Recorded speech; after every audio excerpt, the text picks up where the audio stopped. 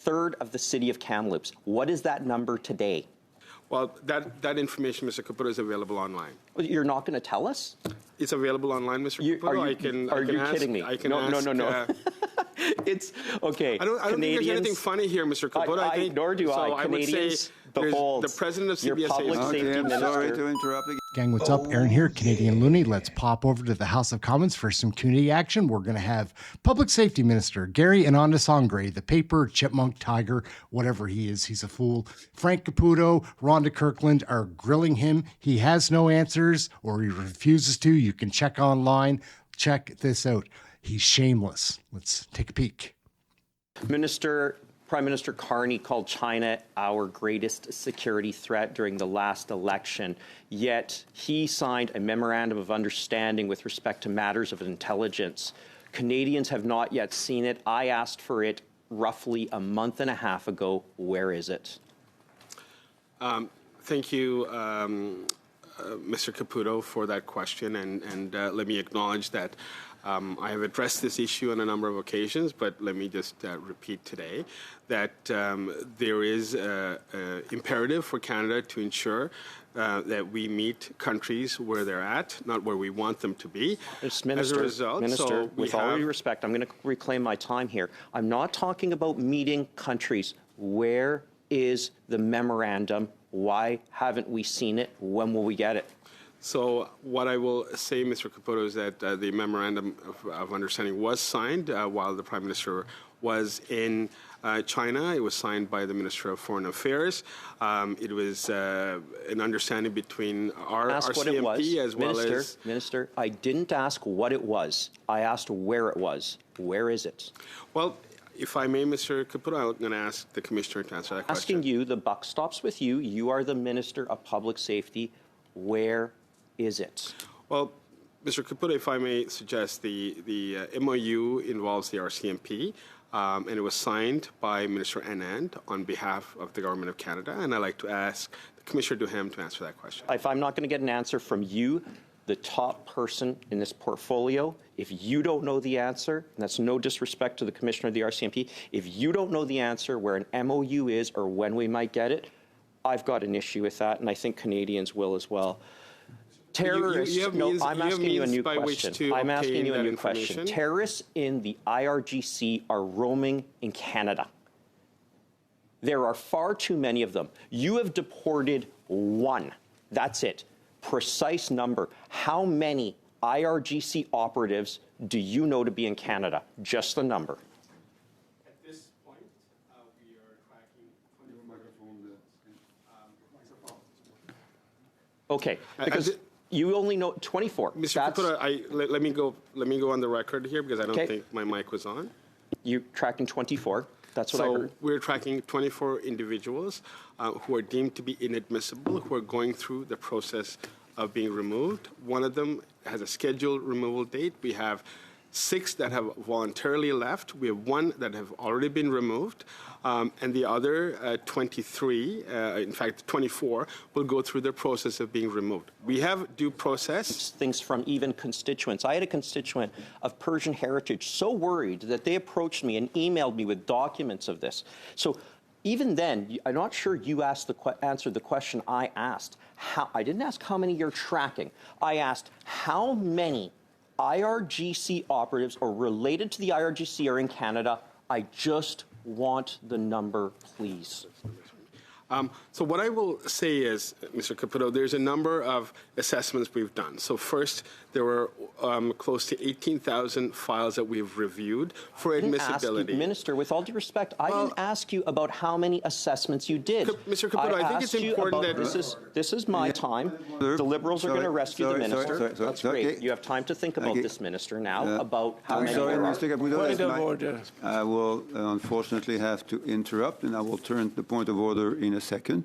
Now, as you noted, I was somewhat patient with the overlap of conversations, which was unfortunate to the interpreters and very unfortunate to those who needed translation to understand the flow of the conversation. So having noticed that, I will most likely be more strict in conducting those conversations, and I will now turn to the point of order. Mr. Essasi.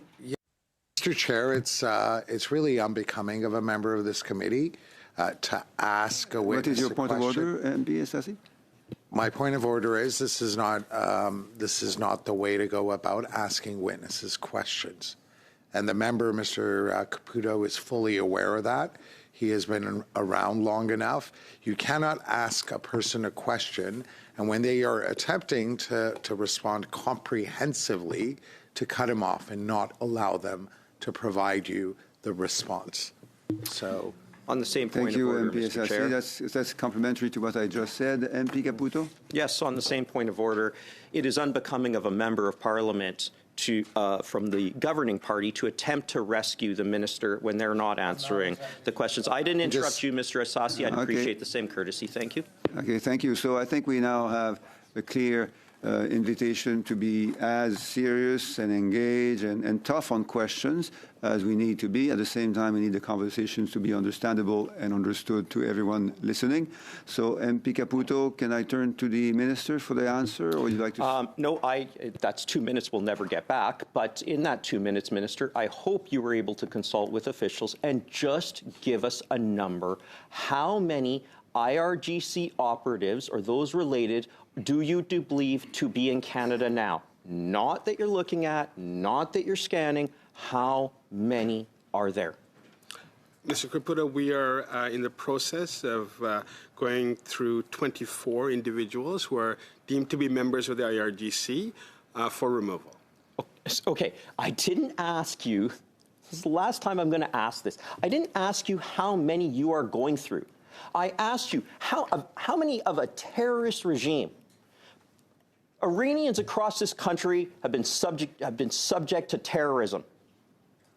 I'm asking how many, just the number of IRGC terrorists are there in Canada? If you don't know, then please just say, I don't know.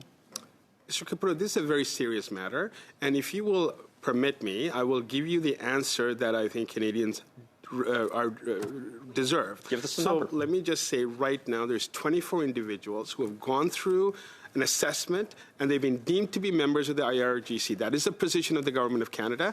We are in the process of removing them, Mr. Caputo. Okay, Minister, I don't think I'm getting a serious in terms answer. of the numbers. Minister, how many people, last time you were here, we learned that 32,000 people through CBSA had warrants for them, as in you didn't know where they were, a third of the city of Kamloops. What is that number today?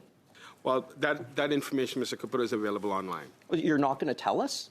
It's available online, Mr. Caputo. Are you kidding me? No.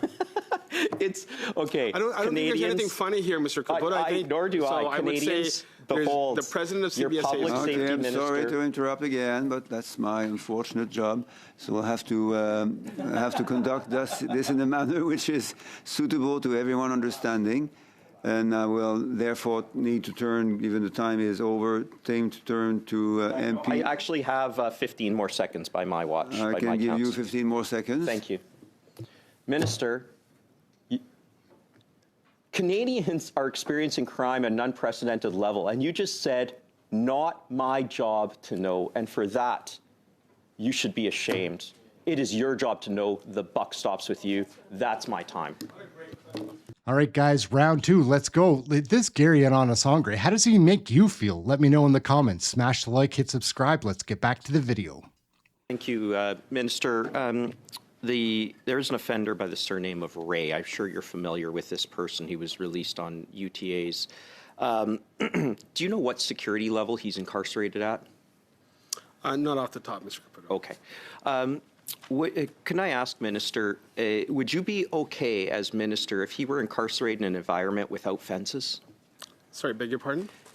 As Minister, would you find it acceptable to learn that he was incarcerated in an environment that contained no fences? Would that be acceptable in your eyes? So one of the things that we have, Mr. Caputo, is we have independent bodies that make those decisions. So in terms of classification of security levels, that is Correction Services of Canada. If it's an issue of parole, that is the Parole Board of Canada. I do understand These are questions that are devoid of ministerial, as you're aware, ministerial intervention. So I cannot direct either agency to you can actually have a review.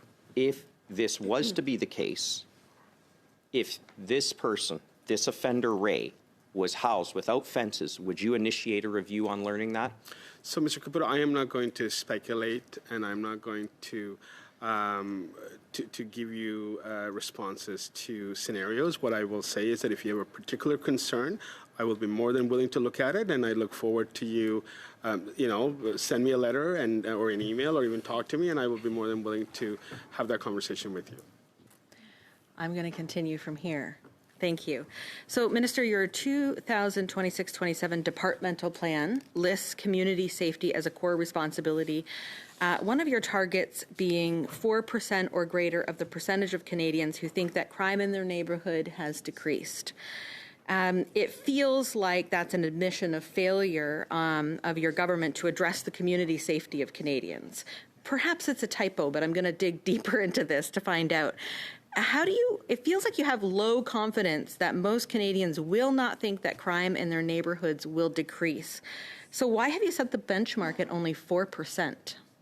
So what I will say is that, look, I go across Canada. I met so many police leaders, civic leaders, and the top line numbers on crime is actually trending down. So, for example, in the city of Toronto area I represent, homicides are down 50%. But the sense is the actual feeling of Canadians, the sentiments of Canadians vis-a-vis crime and public safety remains high, and that is what I think the role of public safety is, to ensure that there is greater confidence in our system overall. So then would you say you feel comfortable with only 4% of Canadians feeling that their neighborhood crime has decreased? You're comfortable with that target? I would say every Canadian should feel and has a right to feel safe in their communities.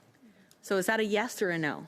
That is, my answer is that every Canadian has a right to feel safe and be safe in their communities. Fair, okay. I'm going to move on. Do you think that when a convicted first-degree murderer and child rapist that is supposed to be serving a life sentence is released into a community for 72 hours, unescorted, like in Oshawa recently, that it creates a loss of confidence in our government's ability to prioritize community safety? So, and Ms. Kirkland, I appreciate the question that you asked with respect to this issue. And what I will say is that we have a system in place.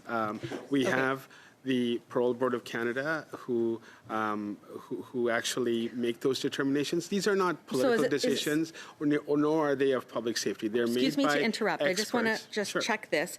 Was your office at all aware or briefed on the Oshawa case prior to it happening? Were you aware that it was going to happen?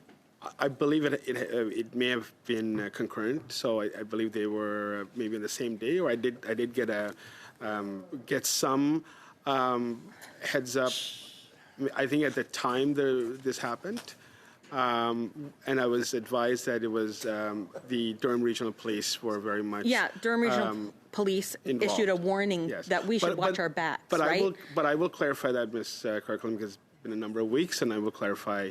Thank you. I would appreciate clarification on that. I've heard from hundreds of Oshawa residents, loved ones of Darren Pepin, who were outraged by the temporary unescorted release of first-degree murderer and child rapist Ray. Do you personally feel that those individuals had a right? Do they have a right to be outraged by his release? Look, people have a right to feel safe in their community, and issues around public safety, when someone's rights are violated, and when crimes so heinous as what we saw with Mr. Ray, it does outrage. So will you commit to reviewing it? I'm sorry, I have to interrupt. I will commit to getting back to you with the information, then I'll be more than willing to discuss what other options. Sorry to interrupt. Thank you, Ms. Kirkland. Thank you, Minister. We'll wrap it up right there, gang. Aaron Canadian Looney, how does it make you feel to see Gary Anandasangaree behave that way in committee testimony? It's ridiculous. Anyhow, Aaron Canadian Looney, get your Canadian federal politics right here. Thanks for watching this video. Ciao for now. We'll catch you in the next one. We're out.